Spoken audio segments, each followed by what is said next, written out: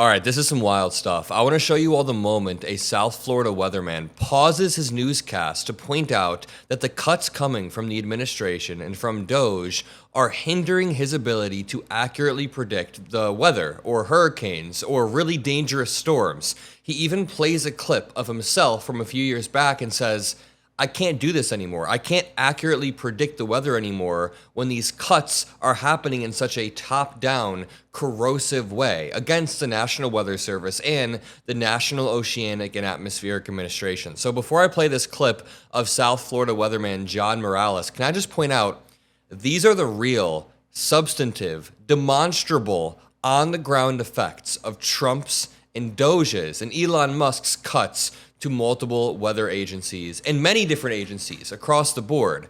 These are the on-the-ground effects. What are MAGA commentators talking about right now? While we're making videos about people losing Medicaid and the Weather Service losing their ability to predict weather, I went to go check out Benny Johnson, this MAGA commentator who I've debated before, and he's making these absolutely insane AI thumbnails of people crying. So I click on one of his videos, and this dude made a full video about Eric Swalwell eating a taco. He's mad because Eric Swalwell shoves Taco Bell down his throat in horrifying video. I mean, this is what he's talking about. While we are talking about the fact that the Weather Service lost 600 employees to layoffs and retirements as part of the Trump administration's sweeping cuts to the federal workforce. Now, the National Weather Service is trying to hire additional staff, planning to hire additional staff to stabilize the department, a spokeswoman said. Look at the difference. Look at the dichotomy here. This dude is making slop content about Eric Swalwell eating tacos because he wants to keep his fan base in this comfortable little bubble. He doesn't want them to know anything that's actually going on in this administration or in this world. That's why all of his thumbnails are like AI photos of, is that Jill Biden right there? It's just like disrespectful AI at some point. This is what MAGA is doing. So if you want to help support the Mockler network that we're building on this channel, make sure you drop a like and make sure you subscribe. We are going to punch back metaphorically before they can even expect it. Let's check out South Florida weatherman John Morales decrying the federal spending cuts. Right? When is it going to turn? John, it's not turning. It's coming straight to us. It's going to turn. All right? The turn was never forecast to be on Sunday. The turn isn't even on Monday morning. The turn will come Monday afternoon, Monday evening, into Tuesday. Remember that? That was about 6 years ago. That was Hurricane Dorian, as it was absolutely devastating the Northwest Bahamas as a Category 5, sat over that region for 2 days. It was headed straight west. Lots of people in Florida were concerned the hurricane was heading here. And as you've grown accustomed to my presentations over my 34 years in South Florida newscasts, confidently, I went on TV and I told you, it's going to turn. You don't need to worry. It is going to turn. And I am here to tell you that I am not sure I can do that this year because of the cuts, the gutting, the sledgehammer attack on science in general, and I could talk about that for a long, long time, and how that is affecting the U.S. Leadership in science over many years, and how we're losing that leadership, and this is a multi-generational impact on science in this country, all right?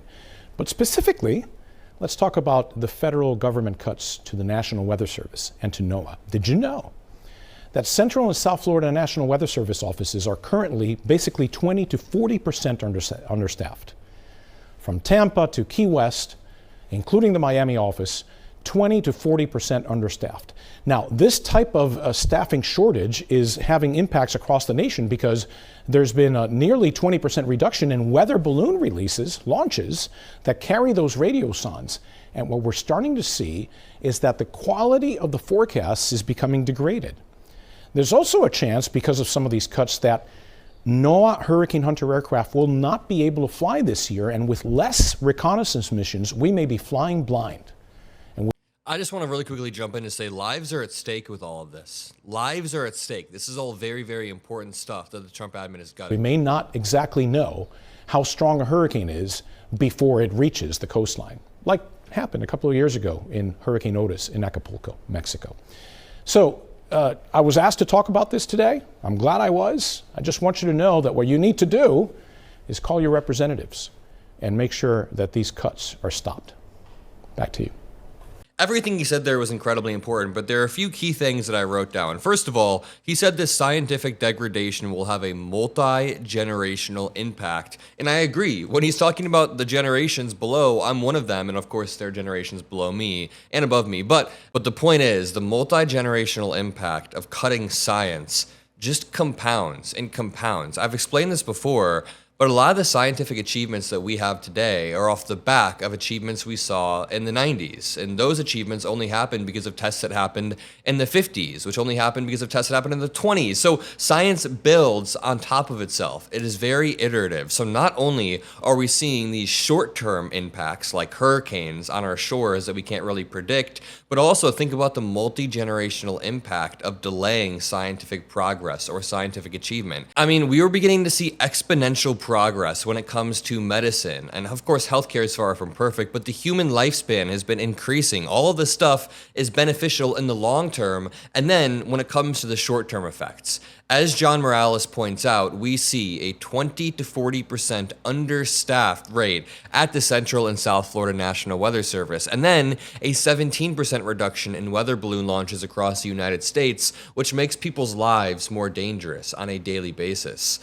Tom Fahey, the legislative director for the union that represents the Weather Service employees, said the department had been granted an exemption to President Trump's government-wide hiring freeze to hire 126 people. So just to clarify, 600 employees were laid off or fired or opted to retire from the National Weather Service. They basically cratered the National Weather Service's ability to function, and then Trump did a hiring freeze, so you can't rehire, but then they let the National Weather Service be exempt from the hiring freeze so the department could stabilize, which is a huge mess, and it's not making the government more efficient to cripple a department, freeze hiring, and then unfreeze hiring just for the departments where people's lives are at stake. What the hell are they doing here? In recent months, the Weather Service said it was preparing for degraded operations with fewer meteorologists available to fine-tune forecasts. Some forecasting offices no longer had enough staff members to operate overnight, and others had to curtail the twice-daily launches of weather balloons that collect data on atmospheric conditions that feed into forecast models. It's almost like we built this infrastructure for a reason. It's almost like we realized that we needed people monitoring the weather 24 hours, even throughout the nights, because of past experiences throughout America, and now we're going back hundreds of years. Next, it's like, what are they gonna do next? Is RFK Jr. gonna strip every regulation that says we can't sell and eat and cook like meat that is expired? And then we're gonna have to learn the hard way again why we don't sell expired meat. It's like we're learning everything the hard way once again, including tariffs, including the war over in Europe. Maybe we should stop the authoritarian dictator from marching through Europe before he does it. Do we ever learn from history? Do we have to learn everything the hard way again? Okay, I'm gonna leave it at that. John Morales explained the issue better than I ever could, so I appreciate that. If you wanna boost this video, all you have to do is drop a like, drop some blue hearts, share it around. Love you all, and peace out.